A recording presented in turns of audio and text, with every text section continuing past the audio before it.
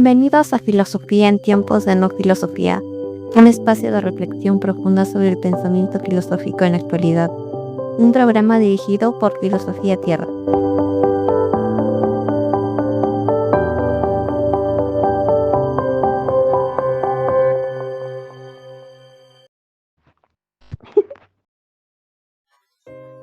Bienvenidos al episodio número 231.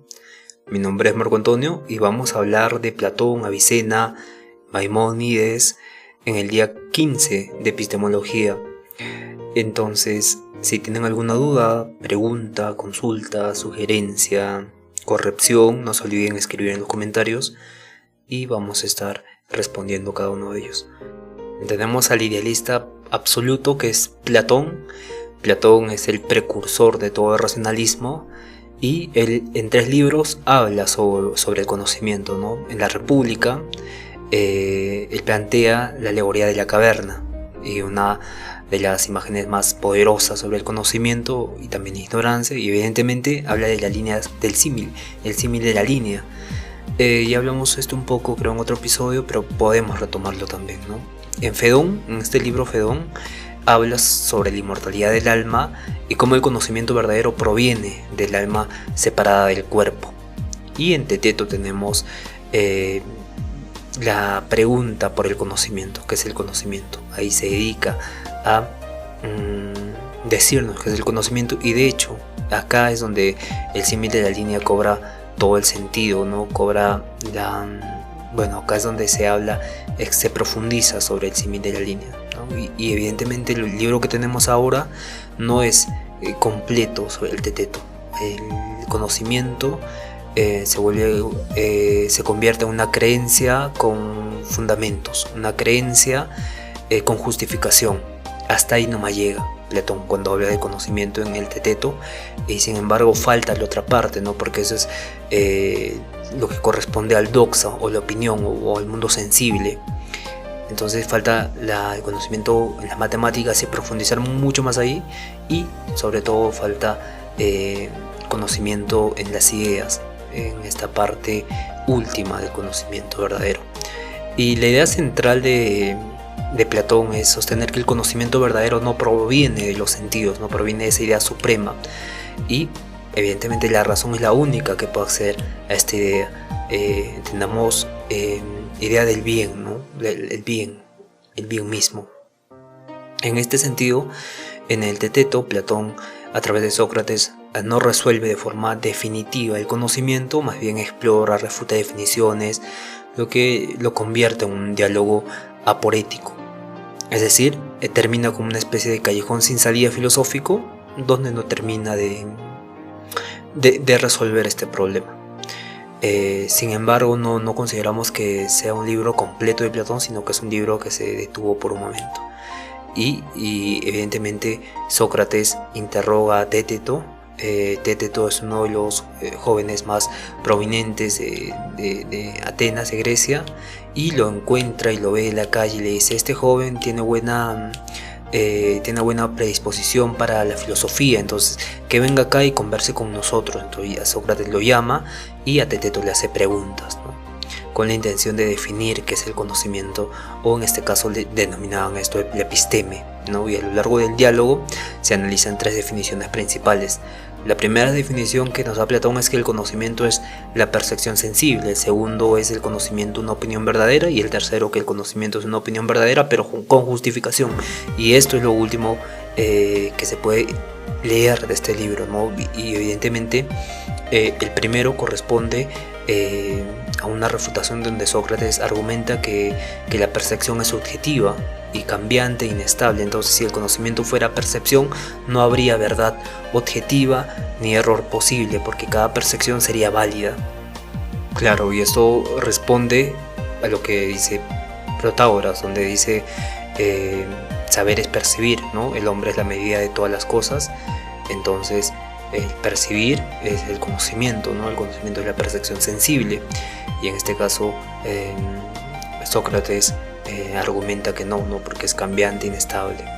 Y luego pasan a la segunda definición de conocimiento, que el conocimiento es una opinión verdadera, aquí es decir, Si crees algo y es cierto, entonces sabes.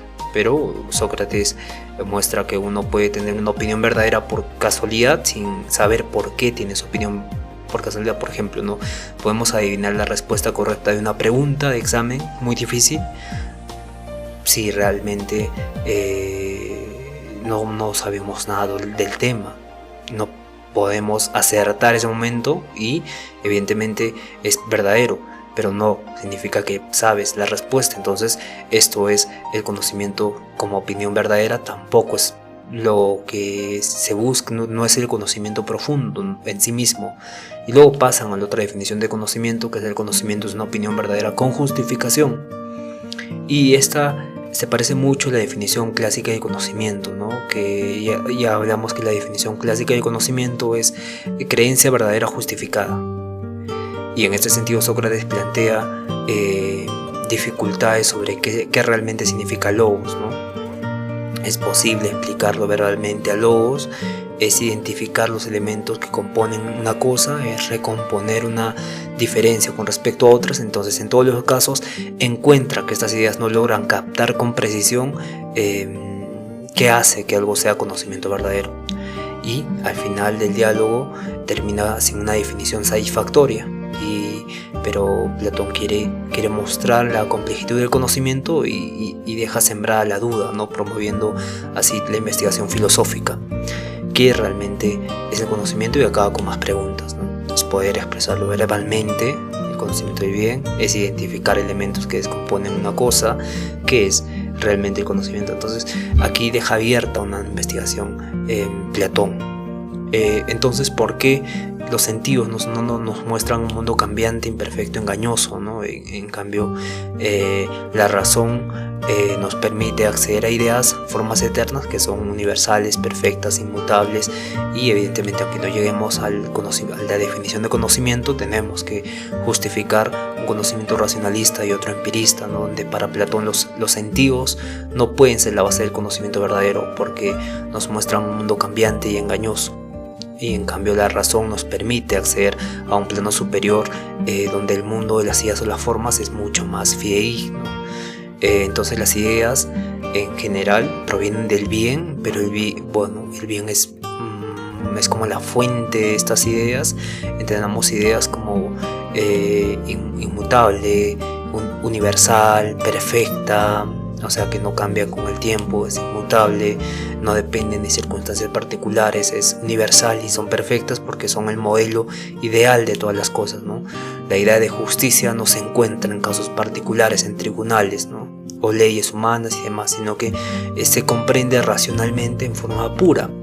Lo mismo pasa con la belleza, la bondad y el bien, ¿no? Entonces, en la República, Platón explica el acceso a las ideas a través de la dialéctica y del famoso mito de la caverna, ¿no? La dialéctica mostrando a Sócrates cómo enseñaba filosofía con Teteto y preguntándole, respondiéndole y demás, ¿no? Y en el mito de la caverna, donde el prisionero accede de lo sensible de las sombras a la verdad, ¿no?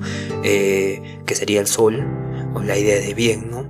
En la caverna que nunca han visto el sol, sale, ve el sol, es algo sumamente diferente, complejo y muy, muy hermoso, y luego tiene que volver a la caverna.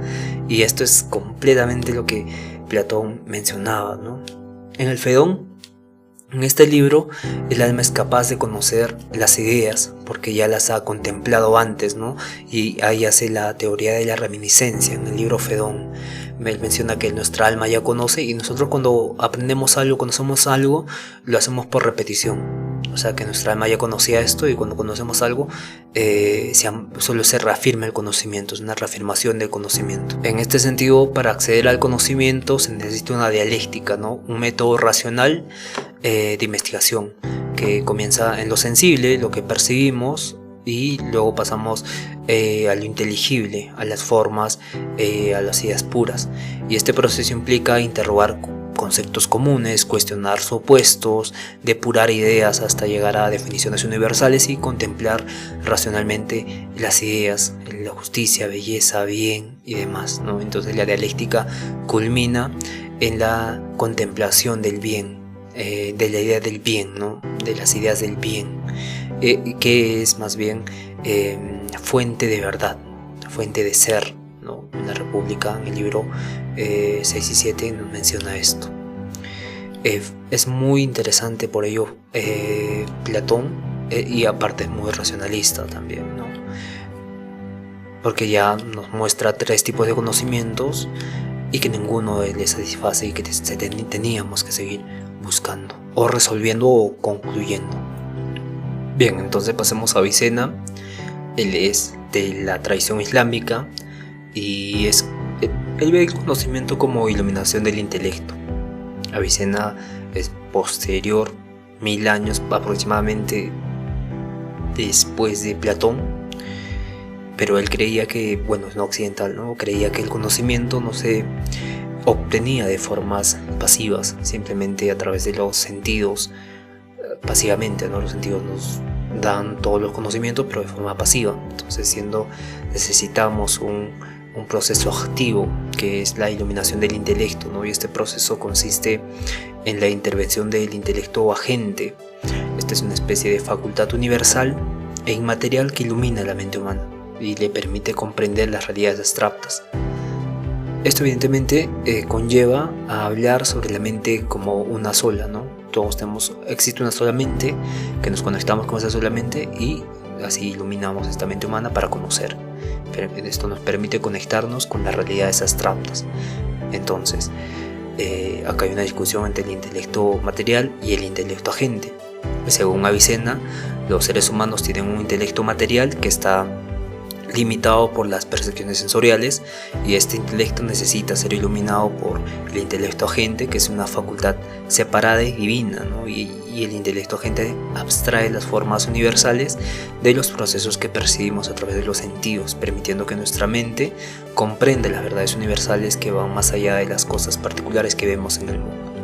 Y esto conlleva un proceso de abstracción a través del cual es gradual. El intelecto humano toma las imágenes sensibles de las cosas y las convierte en conceptos universales, ¿no? Y este proceso es como una especie de purificación del intelecto, que lo eleva de lo sensible y particular a lo inteligible y universal, y así el conocimiento no es solo una acumulación de hechos concretos, sino que es una comprensión de esencias universales como la justicia, la verdad o la belleza, ¿no?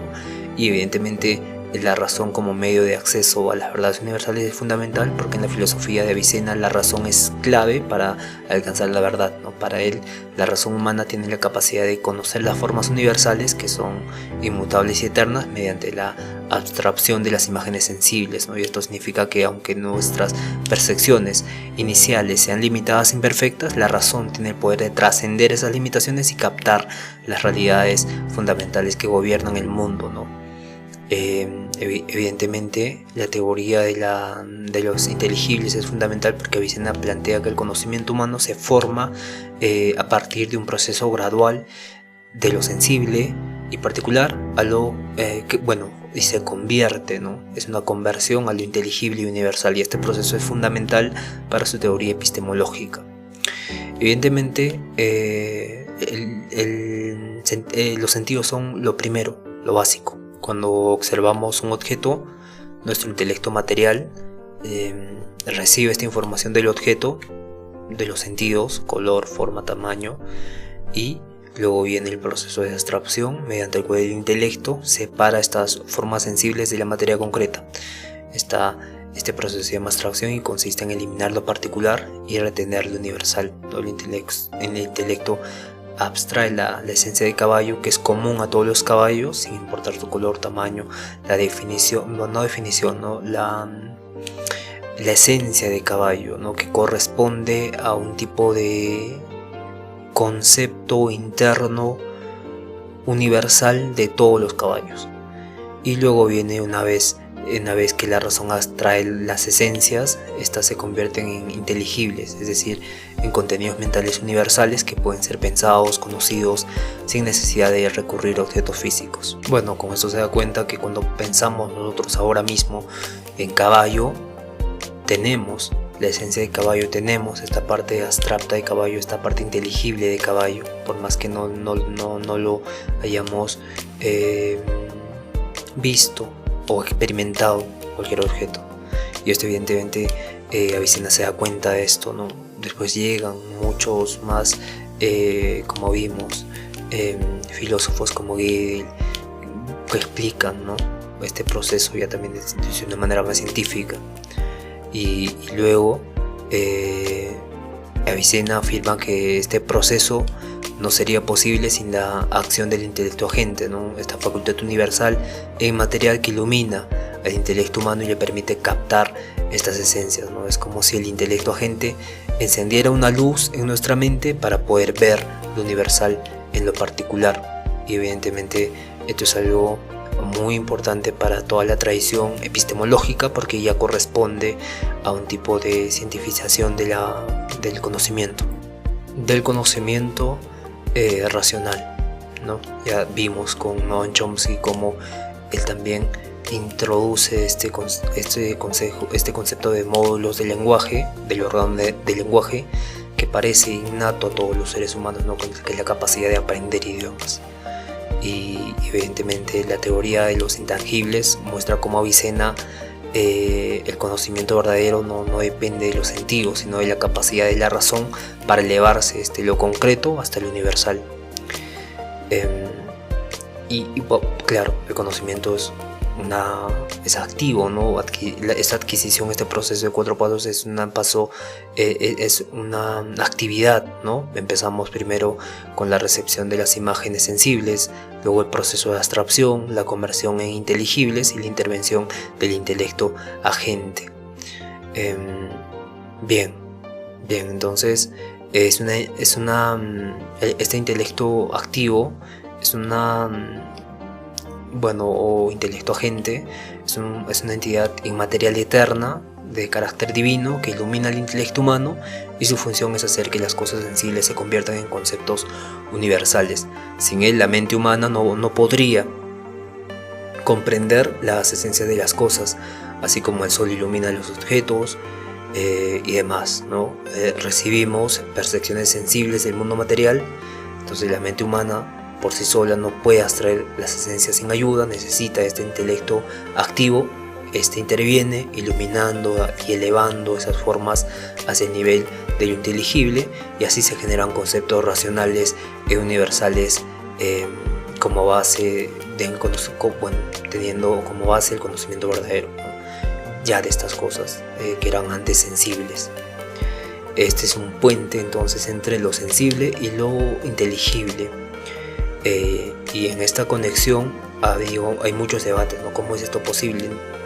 Porque muchos piensan, los empiristas y los materialistas piensan que la materia, la forma es independiente del sujeto, pues esta puede existir sin que haya una mente que lo vea. Y aunque Avicena, entonces sí, esto puede existir sin que la mente lo vea, y existe un proceso de abstracción y conocimiento por medio de una elevación de lo material a lo inteligible. ¿Cómo ocurre esto? Y esta discusión es la misma que podemos encontrar con Kant, podemos encontrar con cualquier idealista, ¿no? ¿Cómo conectas con Platón incluso? ¿Cómo conectas tú lo ideal con lo material? Ese nexo, ¿cómo se da? ¿De dónde viene, ¿no? Y aquí Avicena evidentemente busca una síntesis entre la filosofía y la religión, entre lo que se conoce por intelecto y lo que se recibe por fe. Y evidentemente para Avicena no hay contradicción entre ambas. Si bien la razón es una herramienta poderosa para llegar a la verdad, la revelación divina también comunica verdades profundas, aunque en un lenguaje más accesible para todos. Entonces la razón es el camino de los sabios, donde los filósofos, los que pueden elevarse mediante la lógica y la contemplación intelectual, se funciona como un camino. Entonces la revelación es el camino más bien de los profetas. Uno es la contemplación intelectual, es el camino de los sabios, los filósofos y demás, y el camino de los profetas es también transmitir estas verdades filosóficas y metafísicas de forma simbólica, narrativa, para llegar a la mayor cantidad de personas. Entonces tiene una función de profética,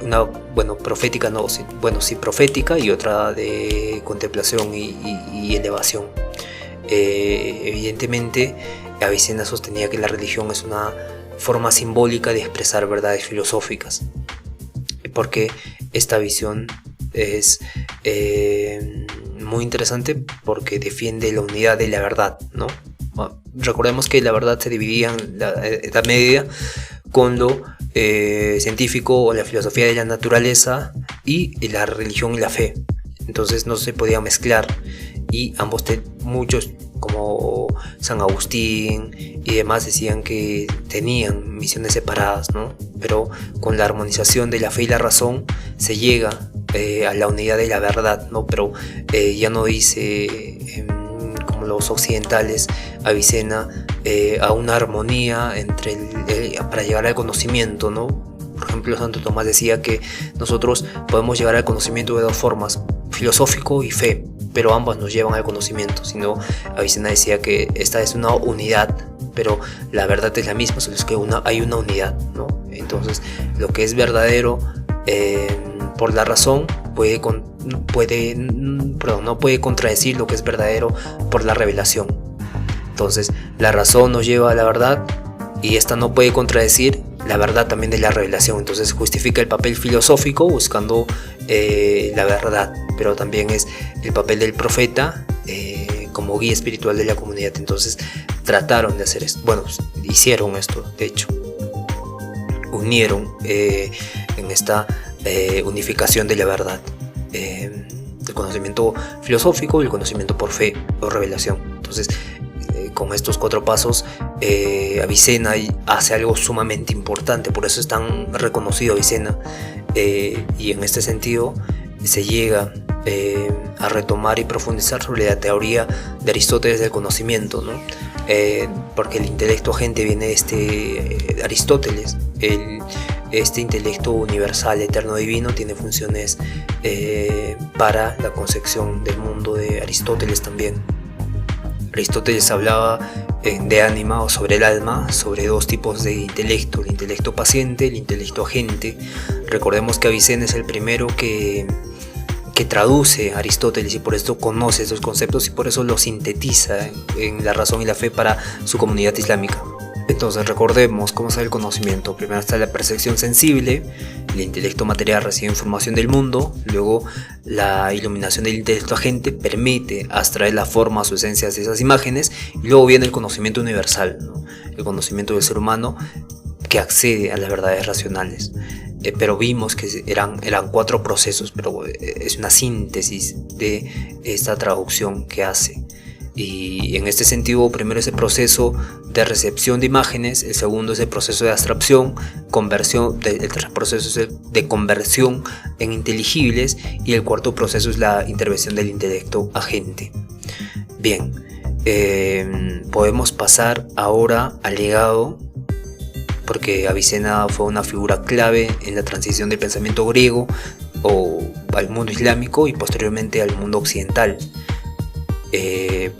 donde Avicena traduce al latín con los textos de Aristóteles que eran en griego, y en este sentido en su obra El libro de la curación integra elementos platónicos, neoplatónicos de Plotino, y Aristóteles reinterpreta desde una visión islámica y racionalista, ¿no? Y a través de las traducciones del latín en los siglos XII y XIII, sus ideas llegaron a las universidades medievales de Europa y todo el mundo quería estudiar esos textos, y fue una figura referente para los escolásticos cristianos, especialmente Tomás de Aquino, Alberto Magno, Roger Bacon, y demás, ¿no?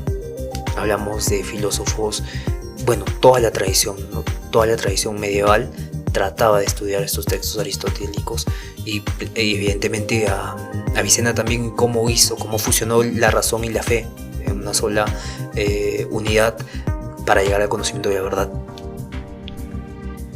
Y ahora vamos a pasar a Maimónides. Él tiene una obra, La guía de los perplejos. Maimónides fue médico, fue matemático, fue un sujeto muy interesante, ¿no? Y en este libro que está dirigido a todos los perplejos, significa a todos los confundidos por la fe, ¿no? Fe y el conocimiento y la filosofía y la epistemología.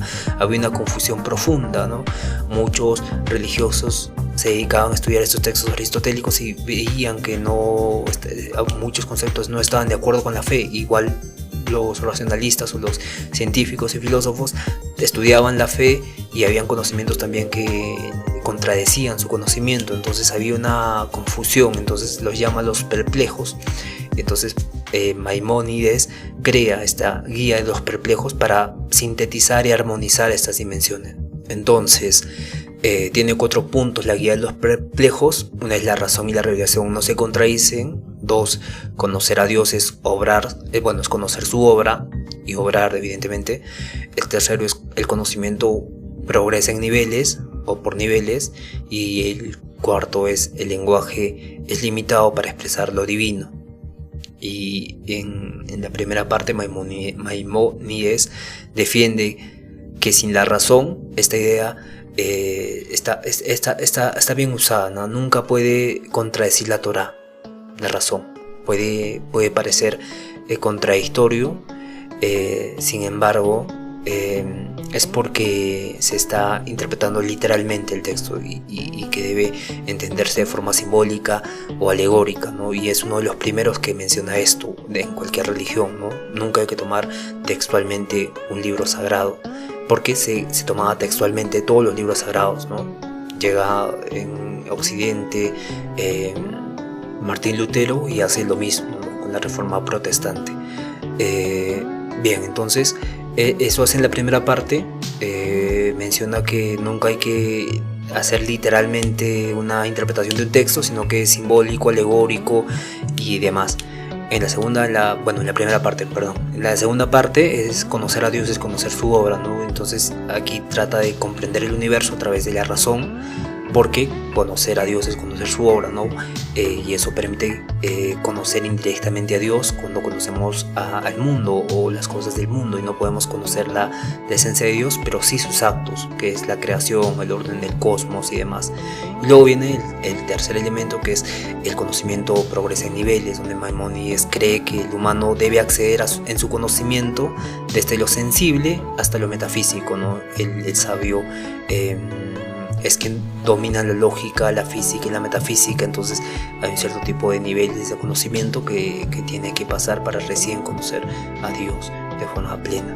Y luego evidentemente viene la cuarta parte, la cuarta separación que hicimos. El lenguaje es limitado para expresar lo divino, ¿no? Donde la epistemología de Maimónides incluye una reflexión sobre el lenguaje. Entonces no podemos hablar de Dios con términos humanos de forma literal, porque eso lleva al error. Y por eso propone el camino de la negación, ¿no? La vía negativa, donde dime todo lo que Dios no es en vez de lo que es. Y evidentemente es un camino reduccionista, no en el sentido de que se reduce solo a esto, sino que reduce errores. Y por ello es importante Maimónides. Entonces, mostrar cómo se puede racionalizar la fe sin destruirla es el legado de Maimónides. Introducir la epistemología aristotélica en la tradición judía también. Inspirar a grandes pensadores como Tomás de Aquino y Spinoza también. Y por ello se estudia a Maimónides en epistemología. Maimónides cree que Dios le dio al hombre la razón para que pudiera acercarse a la verdad, y por eso el uso racional del intelecto no es una amenaza para la fe, sino una forma de elevarse, de cumplir con la voluntad divina. Y también el rechazo de lo literal cuando contradice la lógica es fundamental en pasajes bíblicos, no en pasajes religiosos. Maimónides afirma que debe interpretarse alegóricamente y no literal, ¿no? Cuando la Torá dice que Dios se enoja, no hay que entenderlo como una emoción humana, sino como una manera figurativa de hablar del juicio divino, ¿no? Y todo concepto clave de Aristóteles, como el motor inmóvil, la estructura del cosmos o la teoría del conocimiento, los adapta al pensamiento judío, ¿no? Y de este modo busca integrar la fe y la religión en una visión unificada del mundo. Este filósofo es un puente entre, vimos, ¿no? Filosofía griega, teología judía, y Maimónides logra fusionar el pensamiento aristotélico con la tradición religiosa judía, y su método racional para interpretar los textos sagrados abre puertas a una lectura filosófica de la fe.